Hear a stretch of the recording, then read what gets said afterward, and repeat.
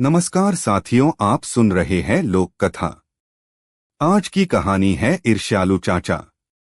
आसाम के डुमडुमा गांव में होमेन नामक युवक रहता था।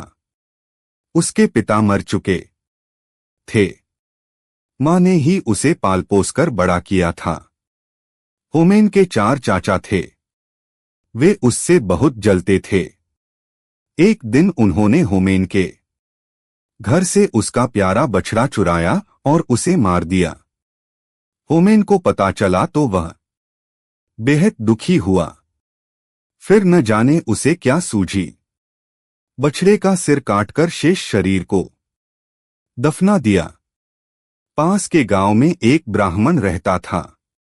बछड़े का कटा सिर उसके आंगन में छिपाकर होमेन ने ब्राह्मण से कहा, आपके घर से तो गौमांस की बदबू आ रही है।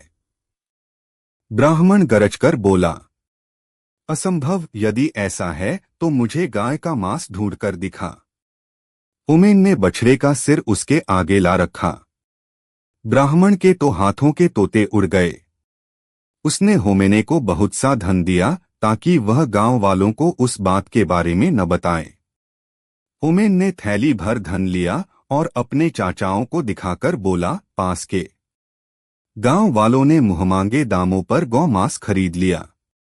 वे लोग तो और भी मांग रहे थे। मैंने कहा कल लाऊंगा। चाचा बहुत खुश हुए।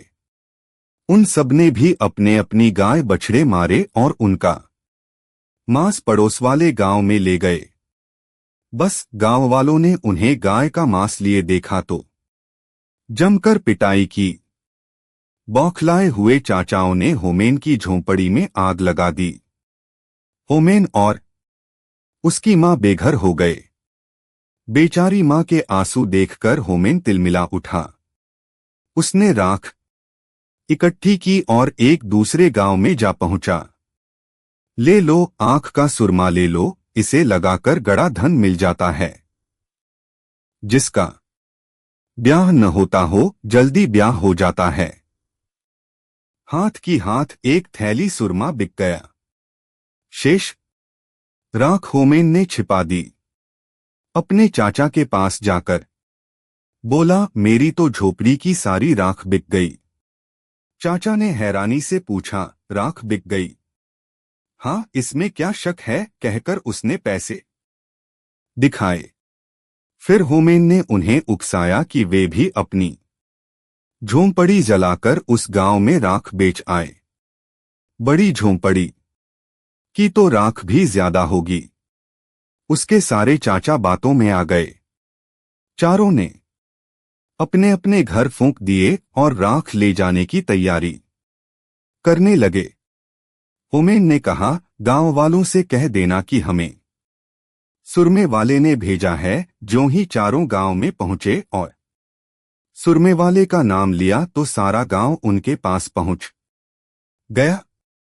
देखते ही देखते बांस की लाठियां उन पर पड़ने लगीं। बेचारे पिटते पिटते घर लौटे। चारों ने गुस्से के मारे होमेन को मारने की योजना बना ली। उन्होंने होमेन को नदी किनारे रस्सी से बांधा और खुद भात खाने घर चले गए। उनके जाते ही वहां से एक सौदागर गुजरा। उसने होमेन से पूछा, क्यों भई, तुम्हें यहां क्यों बांधा हुआ है? होमेन ने बात बनाई, जी, मेरे चाचा मेरी शादी एक खूबसूरत लड़की से करना चाहते हैं। मेरे मना करने पर मुझे बांध दिया। सौदागर बोला, मैं शादी कर लेता हूं उस लड़की से, क्या ऐसा हो सकता है? होमेन ने झट से उसे बांधा और उसका घोड़ा लेकर रफू चक्कर हो गया। चारों चाचा खा पी कर लेट गए। आलस के मारे उठा न गया। पिटाई के कारण पोर पोर दुख रहा था। नौकर से बोले, जा तू होमेन को नदी में फेंक आ, हमसे तो उठा नहीं जाता। नौकर भी कम नहीं था। उसने अपने रिश्तेदार को यह काम सौंप दिया। रिश्तेदार ने सौदागर को ही होमेन समझकर नदी में फेंक दिया। बेचारा सौदागर चिल्लाता ही रह गया। नौकर ने चाचा को सूचना दी, जी, काम हो गया। चारों मिलकर होमेन की मौत की खुशी मनाने लगे।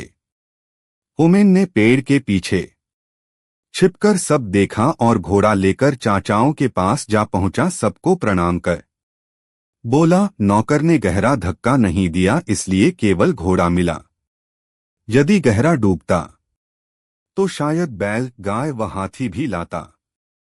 चारों चाचा फिर उसकी बातों में आ गए। होमेन को पुचकार कर पूछा, क्या सचमुच नदी में पशु मिल रहे हैं? हाँ हाँ, आप लोग भी ले आओ, होमेन ने कहा। चारों चाचा आलस छोड़कर नदी की तरफ लपके। नौकर को भी साथ ले लिया। तट पर पहुंचकर नौकर को आदेश दिया, हम चारों को जोर से पानी में धकेल दो। नौकर ने आज्ञा का पालन किया। होमेन को सदा के लिए ईर्ष्यालु और दुष्ट चाचाओं से मुक्ति मिल गई। रचना भोला यामिनी। आपने कहानी सुनी, इसके लिए आपका बहुत बहुत धन्यवाद, और आपने सब्सक्राइब किया, इसके लिए मैं हृदय से बहुत बहुत आभारी हूँ।